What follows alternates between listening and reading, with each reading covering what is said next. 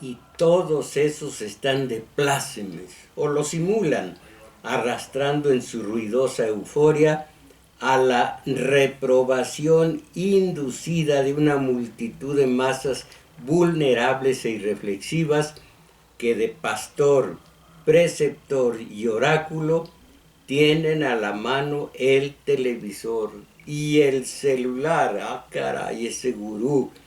Las reflexiones aprobatorias de la decisión presidencial en el tema son sofocadas por la verborrea y los signos de admiración de los voceros oficiosos de todos los dueños de todos los medios de acondicionamiento de masas acríticas, o no fueran masas.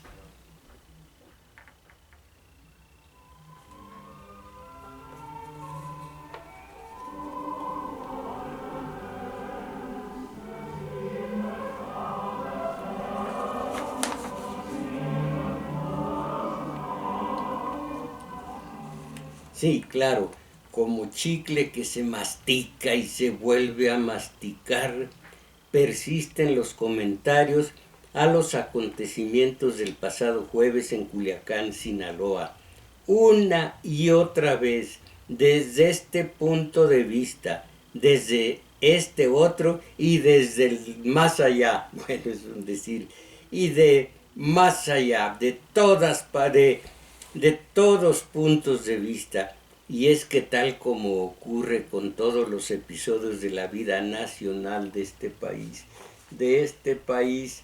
en vías de desarrollo, de este país, para no decir subdesarrollado, en ese sentido que se atreve a festejar en pleno zócalo al príncipe de la canción, válgame, el subdesarrollo total. Bueno, repito, tal como ocurre con todos los episodios de la vida nacional, los hechos del pasado jueves pueden ser ponderados desde dos ópticas distintas, fíjense ustedes, distintas y complementarias: el corto plazo y la historia, o sea, el contexto, el necesario contexto.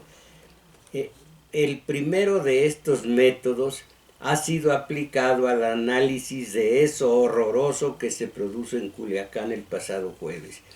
El puro corto plazo, el corto plazo. Bueno, que cualquier detalle que ocurre en un país cualquiera necesita su historia, necesita su contexto. Si no, no se entiende. Ya sea, no, ya sea por perversión o por ignorancia, no lo pueden dar a entender los comunicadores.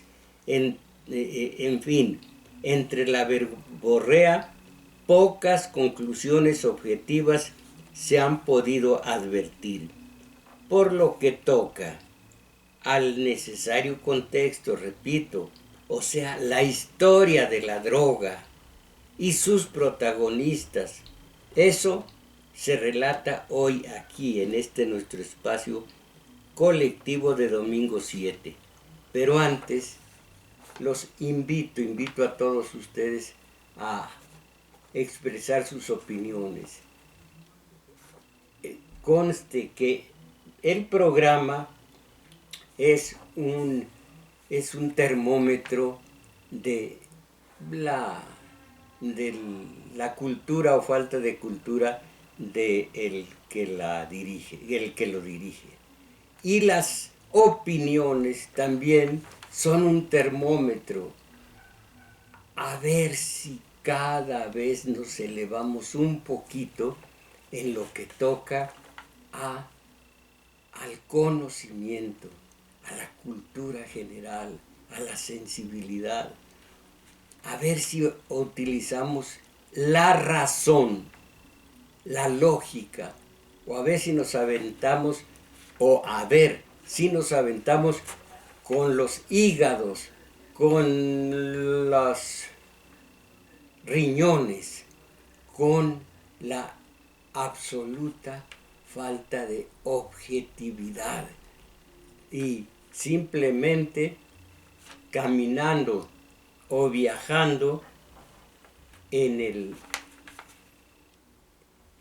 el río de opiniones de quienes más influyen en ustedes, los voceros oficiosos del partido del poder.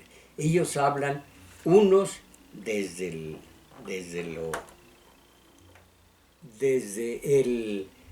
la conveniencia, otros desde la ideología.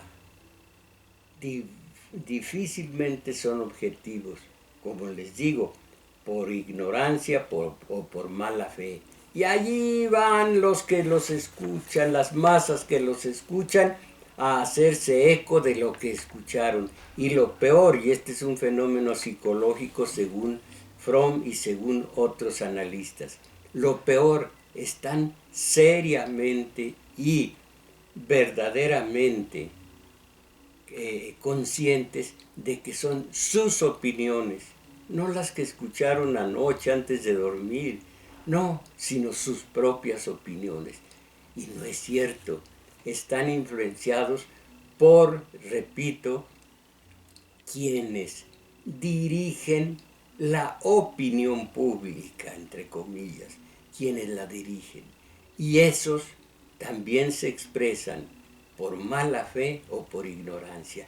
Y acuérdense de una cosa, el analizar cualquier episodio de la vida nacional sin el contexto, sin la historia, es estar simplemente, es irse por las ramas, por las ramas, por las ramas. ¿Y dónde están las condenadas raíces? ¿Dónde está el tronco? ¿Dónde están las extremidades?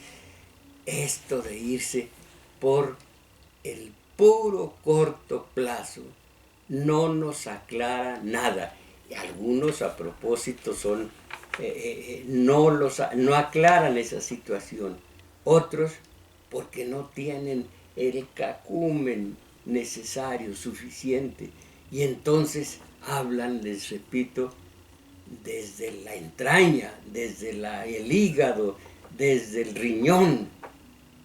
Y eso no nos aclara nada. Pero a las masas, cómo las convencen.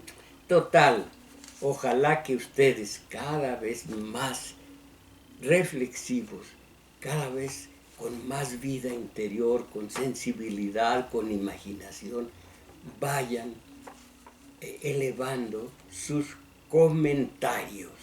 Ojalá. ¿Cuáles son? Bueno, la compañera Isabel Macías, un par de domingos más va a estar ausente. Ojalá que nada más uno, pero yo me temo que 2 o quizá 3 domingos va a estar ausente. Yo digo entonces a ustedes las señas telefónicas: 55 55 36 89 89 para la zona metropolitana, y para el resto del país 850 52 6 88. Aquí espero los comentarios de todos ustedes. A ver cómo nos va.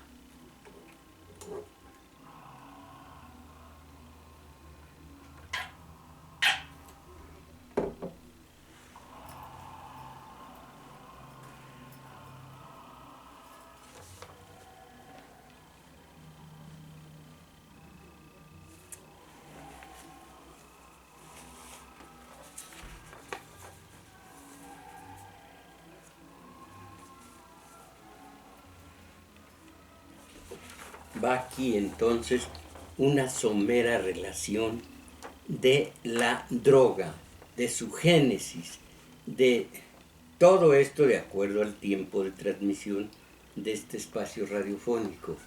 Miren, me hicieron llegar este documento inédito. Está fotocopia, no es muy fácil de leer, pero la génesis del crimen organizado. A principios de los años 60, el escritor, aquí está el nombre, publicó datos reveladores de los orígenes del narco en Sinaloa. Él era miembro de la élite económica, política y cultural de Mazatlán y por lo tanto tenía acceso a información confidencial de primer nivel. Así es que relató cómo asesores estadounidenses llegaron a Mazatlán a fines de los años 30 para capacitar y entrenar a ciertos grupos reclutados por el gobierno para la siembra y cosecha de la marihuana y la amapola. Esta actividad quedó prácticamente administrada por el ejército.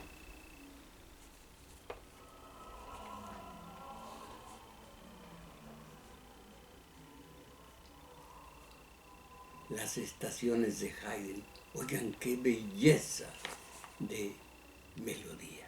Es extensa, no dura 5 minutos, es hermosa.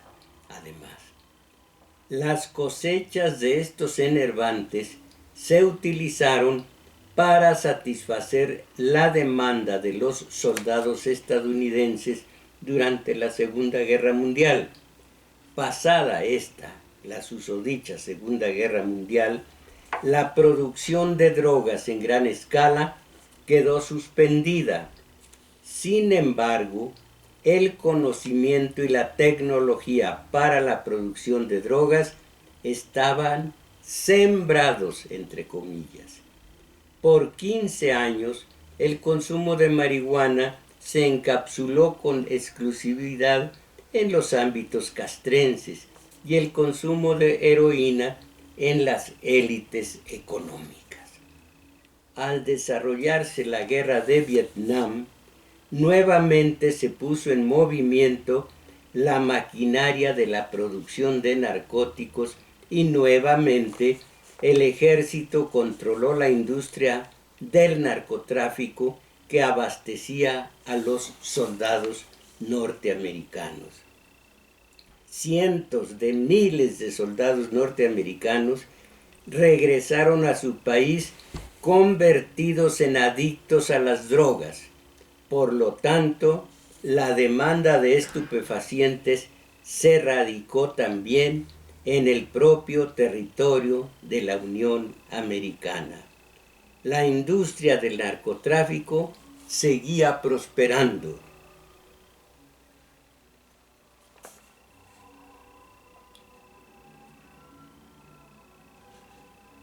Otro capitulito, la droga en México a fines de los años 60.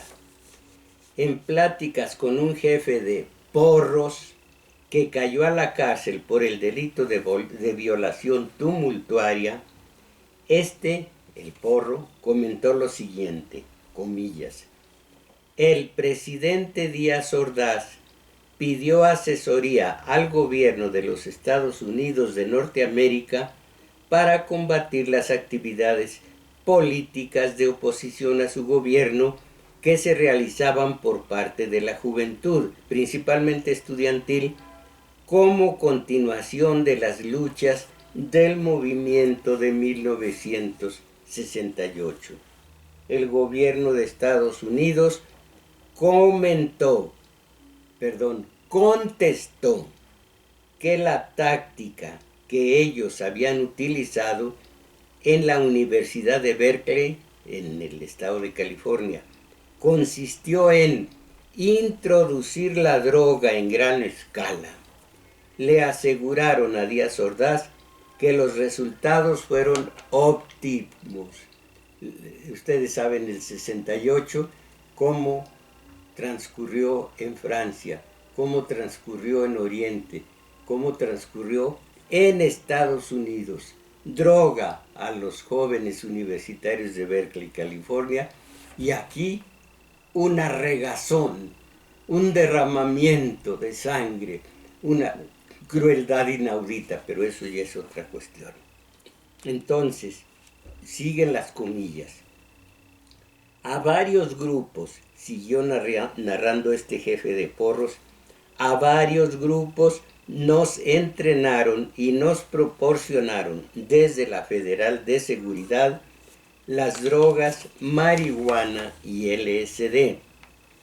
Le pregunté que si alguna otra policía los detenía, ¿qué podía pasar?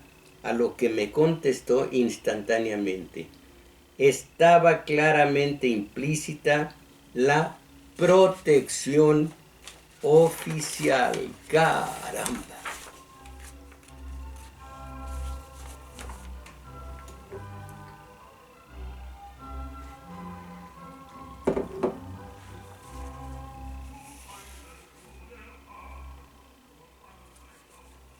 Total que antes de 1968 el consumo de estupefacientes estaba muy focalizado en el ejército y pequeños espacios del lumpen y élites de altos ingresos. A los marihuanos se les veía con temor y se les repudiaba, manteniendo las comunidades distancia frente a ellos. Es necesario enfatizar que antes de 1968, a nivel social, había espacios muy pequeños y focalizados de drogadictos. Pero este fenómeno no tenía ni mínimamente la envergadura de una epidemia, no tenía los alcances de la drogadicción generalizada. Para 1971, la labor de introducción de los enervantes que realizaron los grupos antes descritos ya había construido sólidos cimientos para lo que vendría posteriormente. En los campus de la UNAM, la policía del departamento del DF y la Policía Federal de Seguridad llevaron a cabo enfrentamientos, disputándose ambas corporaciones el territorio en lo que se denomina las islas, en el centro de la UNAM, al cual convirtieron en el centro de la distribución narco.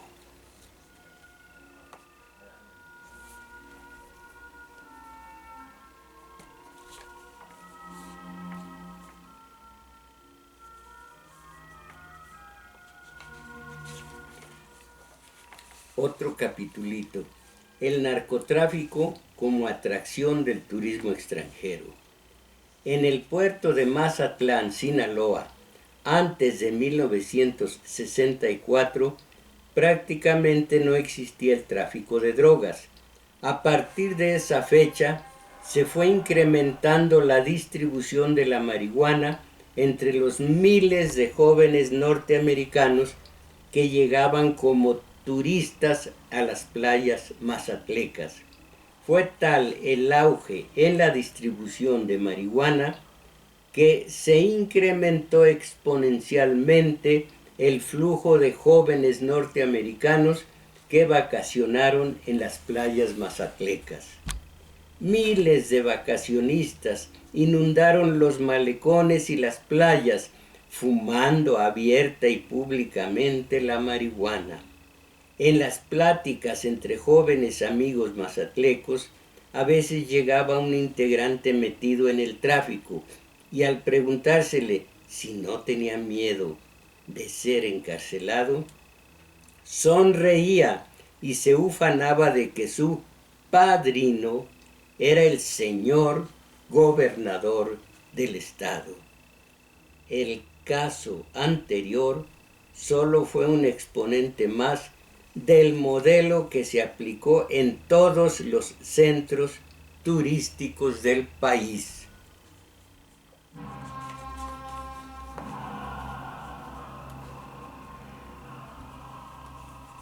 mis valedores, todo esto yo lo vi de lejos, pero todo esto es comprobable para quien tiene memoria histórica. Viene un nuevo capítulo pequeño. Inicios del narcotráfico como industria en el Distrito Federal, antes era el Distrito Federal. Caso Colonia Tlacotal. Un egresado de la Preparatoria Popular escribió un libro autobiográfico en donde narra su origen poblano y la búsqueda de estudios por medio de la cual llega a la Ciudad de México, asentándose en la colonia Tlacotal cuando esta colonia apenas empezaba a poblarse. En sus inicios, los pobladores de la Tlacotal eran personas de escasísimos recursos, pero vinculados al trabajo. Toda esta redacción no es mía. Vinculados al trabajo. No existían conflictos entre vecinos y sí una gran solidaridad. En esa colonia vivieron el profesor Lucio Cabañas y su hermano. Ambos eran profesores de escuelas primarias que ayudaban en sus ratos libres a los niños en su educación y además organizaban a la población para llevar a cabo mejoras en la colonia. Conforme se fue poblando la colonia, fueron llegando jóvenes de otras colonias y entre ellos elementos de la policía, o sea, madrinas, para invitar a los jóvenes a inscribirse en el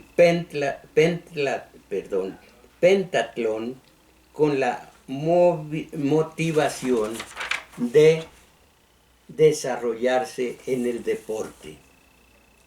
A los reclutas se les daba un apoyo de 450 pesos. Para muchos jóvenes percibir 450 pesos era una fortuna y por lo tanto aceptaron el ofrecimiento de hacer deporte y ganar dinero. Todo parecía ideal, pero las madrinas iban seleccionando a ciertos jóvenes para preparar a unos, como lo que al poco tiempo fue el grupo paramilitar Los Halcones. A otros se les entrenó como narcotraficantes.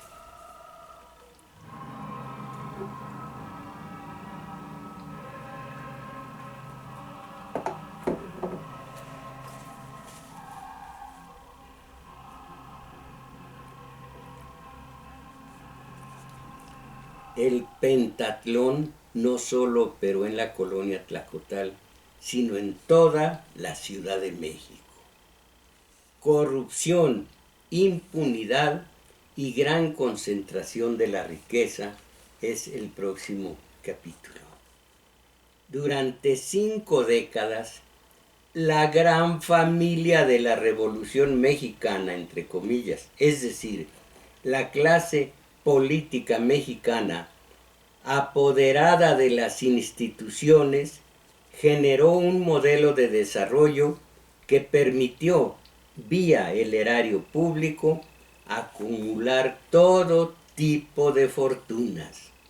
La corrupción, aunada a la impunidad, generó una subcultura a la que se le designó como cultura priista.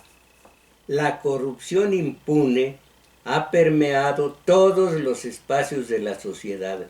Todo se compra y todo está en venta, principalmente las conciencias. Hago una aclaración, mis valedores. Este escrito de un maestro que además es de Mazatlán y que vivió en la Tlacotal, este escrito tiene fecha anterior al presente gobierno. Un gobierno que percibo yo tiene un poco de oxígeno para nosotros. se está intentando no ser corrupto, que fue la impronta de los anteriores sexenios. Y a propósito, los oligarcas dicen, no haya corrupción, que no haya corrupción. ¿Y por qué los oligarcas están en contra de la corrupción? Para que no nos percatemos de que la explotación del obrero es un hecho. Hablan de corrupción y eso es una tapadera para que no nos para que no advirtamos que el trabajo no remunerado ahí está y hace ricos a los plutócratas y empobrece a los obreros. Entonces, sigo y donde carambas estaba yo. La corrupción, la impunidad, aquí está. En los años 70 se le da una gran proyección a la ideología individualista. Esta es la base del neoliberalismo. Pues desde el liberalismo, desde hace siglos, pero en la globalización se agudiza este concepto de lo individual. Hay una frase que la define: individualismo a ultranza. Aquí ya se apunta, dice, en los años 70 se le da una gran proyección a la ideología individualista, inculcando el pragmatismo utilitarista. Los chuchos, según esto el PRD, de lo que queda del PRD, son eminentemente pragmático-utilitaristas. Bueno, al proyecto en la década de los 70 la corrupción con impunidad. En los años 70 se le da una gran proyección a la ideología individualista, inculcando el pragmatismo utilitarista. No ha importado para esta cultura el daño social que se ocasione a ese daño, si ese daño reditúa ganancias para aquellos que generan proyectos inescrupulosos. En toda la década de los 70, en el ámbito de la política, se encumbra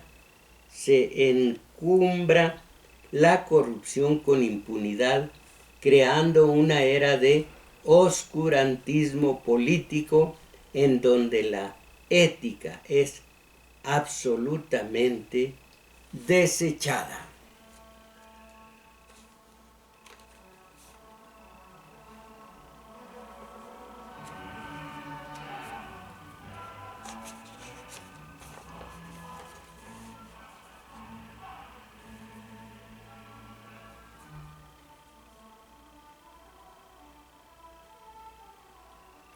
Entrada la época de los 80, ya estaba maduro el campo de la política para ir dando pasos al proyecto económico neoliberal, que no nació en México, mis valedores, ni nació con Miguel de la Madrid.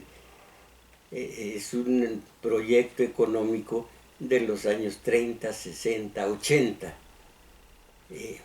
de Hayek, de Friedrich Hayek y su grupo de economistas. Bueno, ese es el neoliberalismo que a estas alturas está ya en derrota, porque miren lo que pasó en Uruguay y lo que está pasando en Chile. Está siendo derrotado ya el modelo neoliberal. Bueno, el modelo neoliberal impuesto a estas alturas por el Agio Internacional, el Monetario Internacional, el Banco Mundial, el Americano de Desarrollo. Y si ven ustedes los últimos ejemplares de periódicos economistas, se darán cuenta de que después de que en Uruguay y en Chile está fracasando este modelo ya totalmente, entre nosotros está presente hoy en el gobierno de López Obrador el modelo neoliberal. A ver qué sucede entre nosotros. Este iba a ser el tema del presente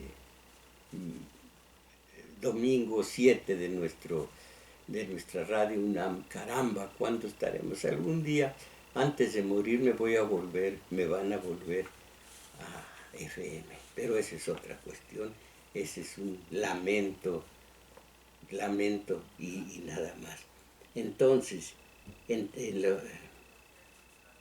en la época de los 80 ya estaba maduro el campo de la política para ir dando paso al proyecto económico neoliberal. Fue tal la acumulación de riqueza al amparo de la corrupción que aquellos dueños de enormes fortunas obtuvieron la posibilidad de apoderarse, además del poder económico, también del poder político. Aunque esto viene desde Miguel Alemán, pero ese también es otra cuestión. Después de Carlos Salinas de Gortari, los presidentes han sido simples empleados de los llamados poderes fácticos, esto es, los dueños de las grandes empresas, oriundas o transnacionales, que son los que colocan que son los que los colocan en estos puestos. Me decía el maestro, en toda Iberoamérica, los presidentes del país ya no son presidentes constitucionales, son gerentes generales de Washington, de la Casa Blanca, del Agio Internacional. Y aquí, miren ustedes cuánto se advierte de sujeción hoy mismo, hoy día, del gobierno actual a los dictados de Trump.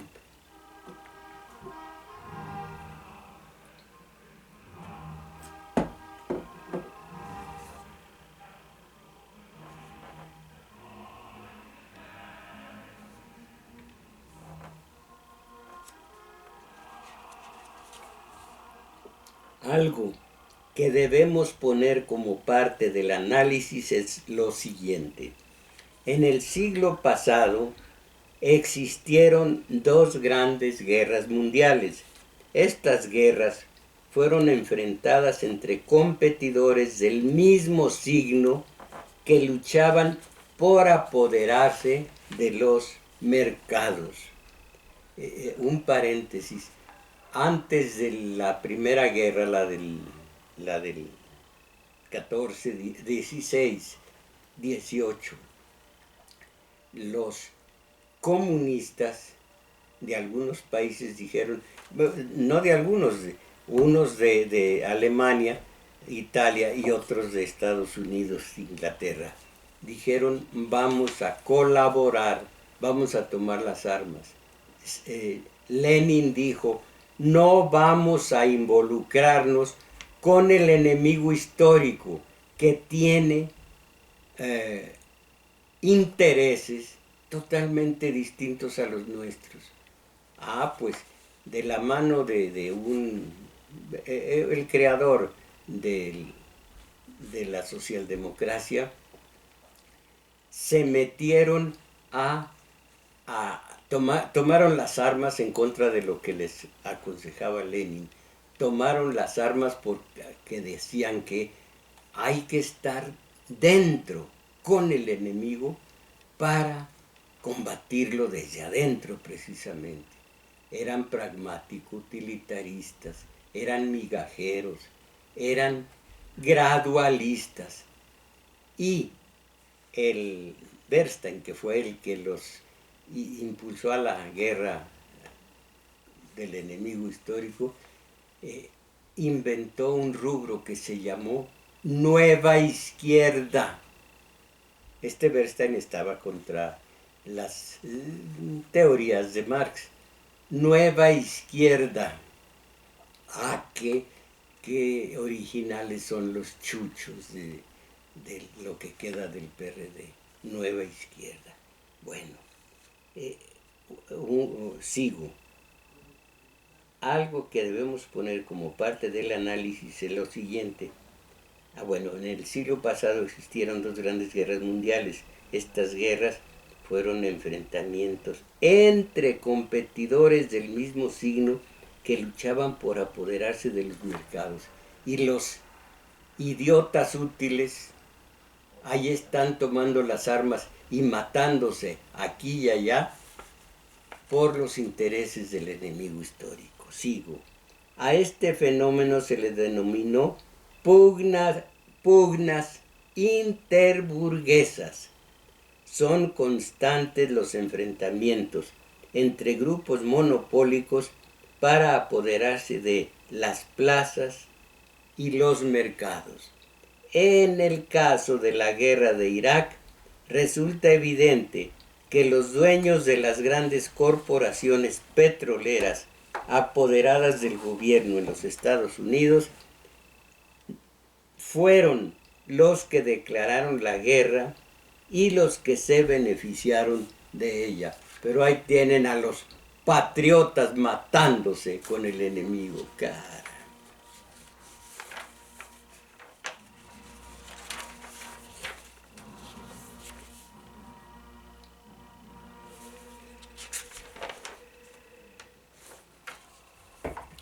El último capítulo.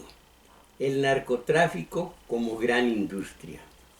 El narcotráfico fue creciendo sobre todo al amparo del consumo dentro de la población de los Estados Unidos hasta convertirse en una de las empresas más rentables del mundo. Como observamos al principio, el ejército y las policías eran las que desde los gobiernos federal, estatal, municipal, instrumentaban la producción, la transportación y la distribución de las sustancias enervantes. Los altos mandos tenían a su servicio a miles de elementos civiles que eran los que laboraban en esa gran empresa. ¿Ya no? Bueno, sigo. Los civiles comenzaron a destacarse ya que eran los productores y distribuidores directos de la droga. Una parte sustancial de las ganancias se quedaba con los civiles. Esta rápida y gigantesca acumulación de riqueza fue convirtiendo a la parte civil del narcotráfico en uno de los elementos de los poderes fácticos.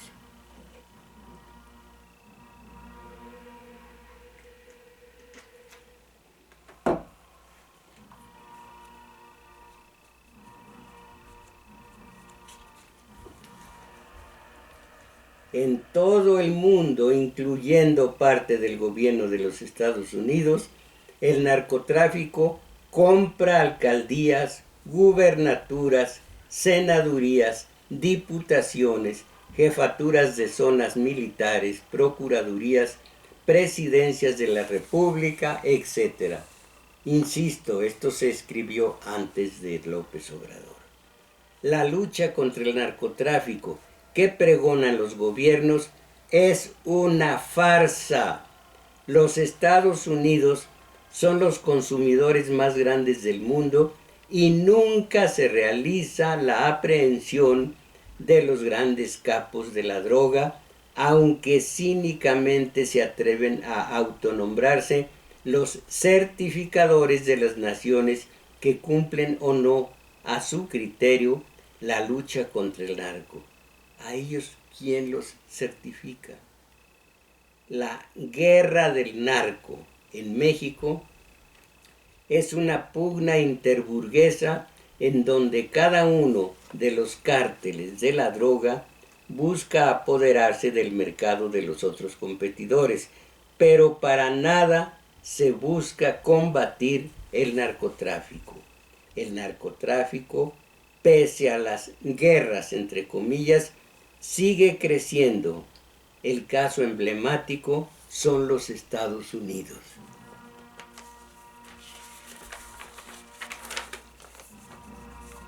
Y miren que tengo tiempo para, ya sin música, decir rápidamente el principio del crimen organizado en México. El principio. En los años 30 del siglo pasado, los grandes terratenientes organizaron grupos de hombres armados para asesinar a los campesinos, a los campesinos ejidatarios que se beneficiaban con la aplicación de las leyes constitucionales de la reforma agraria. A estas gavillas se les conocía como guardias blancas. Con el tiempo, los terratenientes fueron negociando con el gobierno y frenando la aplicación de la reforma agraria, usando como arma la ley de amparo agrario, la cual detuvo durante décadas las resoluciones presidenciales que dotaban de tierra a los campesinos. Con ello dejaron de ser necesarias las guardias blancas. Los principales integrantes de las guardias blancas fueron reclutados por las diferentes instancias de gobierno municipal, estatal y federal para que ocuparan cargos en las instancias políticas, en las instancias policíacas, policía municipal, policía judicial, policía federal, de seguridad. La mentalidad asesina se necesitaba desde aquella época, ya que era costumbre la aplicación de la ley fuga. Ustedes se acordarán que esto era una realidad. Estos elementos policíacos hacían el trabajo sucio al margen del Estado de Derecho, lo cual se fue aclimatando como la forma normal de actuación policíaca. Agreguen a esto la tortura. Bueno, en la aprehensión de delincuentes del fuero común, rateros, carteristas, zorreros, boqueteros, etc., los elementos policíacos fueron tentados por la famosa mordida o el apoderamiento de una parte de los botines a cambio de no llevar gente a los tribunales a los que cometían los delitos. De esta relación surgió la simbiosis policía-delincuente y los jefes policíacos instauraron una empresa de protección a la delincuencia a cambio de compartir los botines, las ganancias. Un amigo personal me comentó, a mí no, a mi maestro, que en la época de los 60, en que estaba de director de la policía municipal, él recibió de parte del director de la policía judicial del estado un sobre con dinero y una nota donde le solicitaba proteger a sus muchachos al operar como rateros y carteristas durante las fiestas del carnaval, los rateros viejos. En cierta película documental se le hace una entrevista a un ratero apodado El Carrizos. Durante la entrevista, El Carrizos narra con detalle el modo de operar entre Lampa y los elementos de la Policía Federal de Seguridad, que ya no existe, pero sí su suplencia. Cada vez que era denunciado un robo de elevada cuantía, los equipos policíacos detenían a los rateros especializados en tal o cual técnica de robo. Atrapados los delincuentes, se les persuadía de compartir los frutos del robo a cambio de protección. Esta práctica se fue aclimatando hasta convertirse en usos y costumbres, de tal forma que los jefes de los grupos policíacos ya no detenían a los rateros, simplemente pasaban a recoger su parte del robo. De lo anterior se desprende que el crimen se hermana con la policía creando una industria basada en la impunidad. Esa es la palabra clave, mis valedores, la impunidad. Ya es hora de que cambiemos en todos sentidos, entre otros,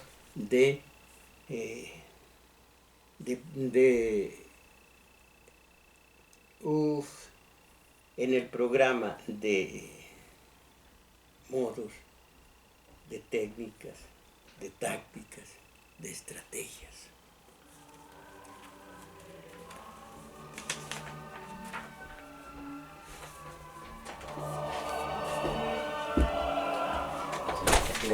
Bueno, muchas gracias.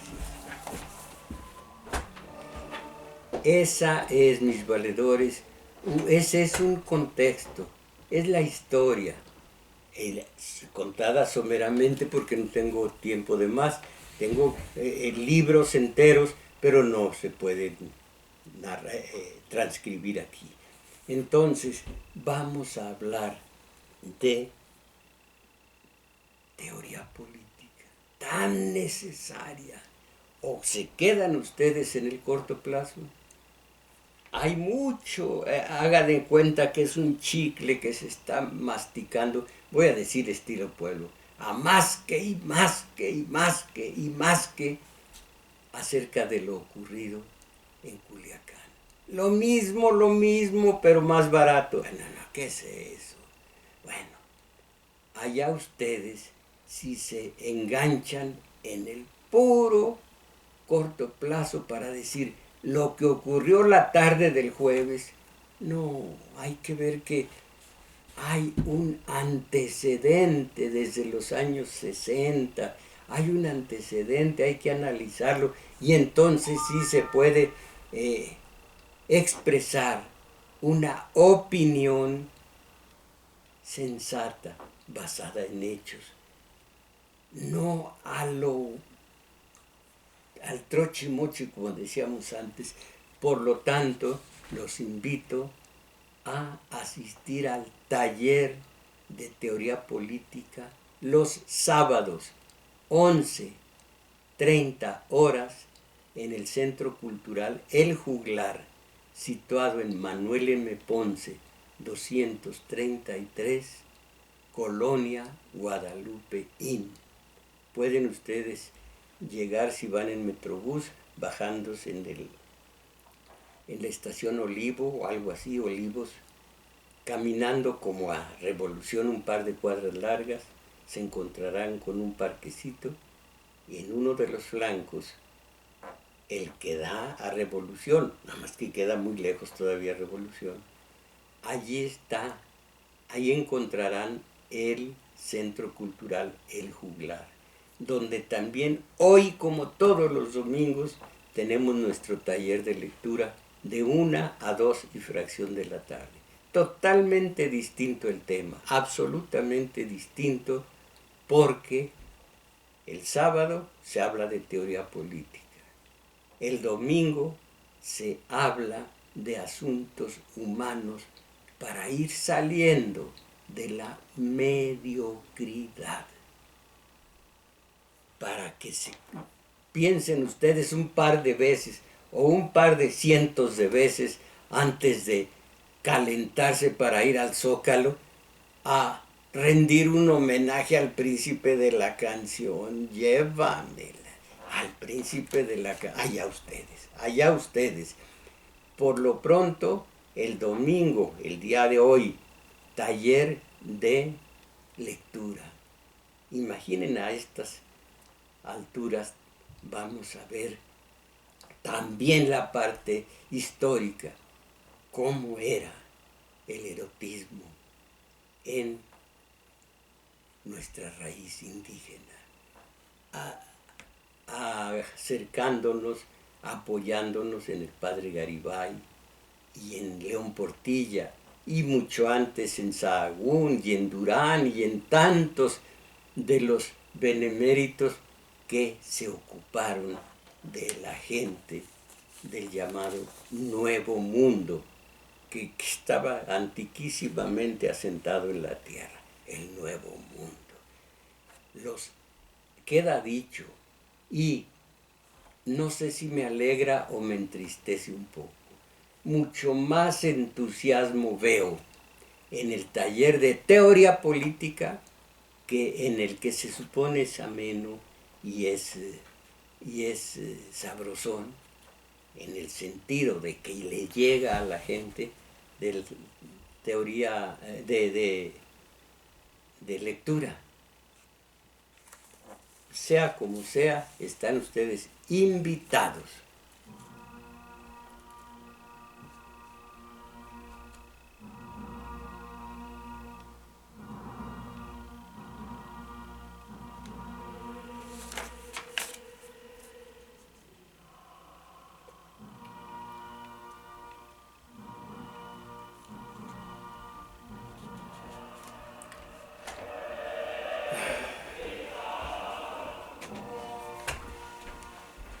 Gracias.